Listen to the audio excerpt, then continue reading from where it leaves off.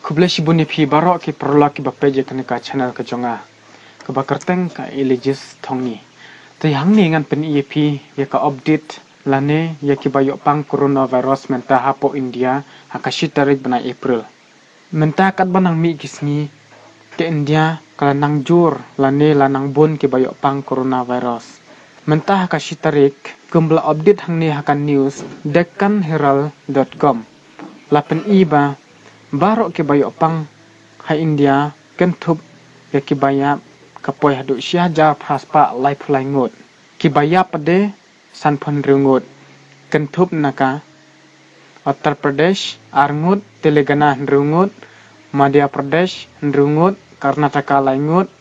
Delhi arngut Maharashtra khat langut Punjab saw Bihar iway Gujarat san West Bengal nyau Himachal Pradesh iway Tamil Nadu iway Jammu and Kashmir ar Kerala langut te hang tu kidai tang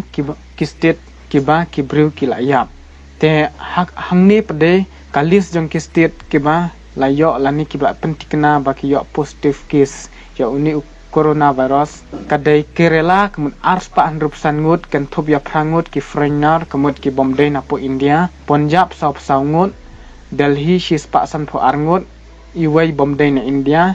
Jammu and Kashmir nripu arngut Ladakh khat laingut Rajasthan shispa hendriu bat arngut ki Bombay na po India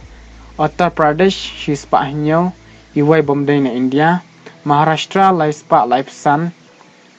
laingut ki Bombay na India Karnataka shispa shpheu Tamil Nadu shispa arfsau hendrungut ki Bombay na India Telangana khandaipsau khatwaingut ki Bombay na India Haryana sapulaingut khatsaungut ki Bombay na India Andhra Pradesh prapunyungut Himachal Pradesh saungut Gujarat prapu arngut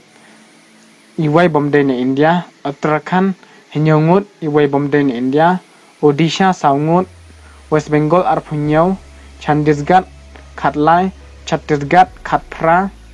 Madhya Pradesh prapundrungut Bihar arpulaingut Pondicherry laingut Manipur iway Mizoram iway Goa ndrungut Andaman and Nicobar Island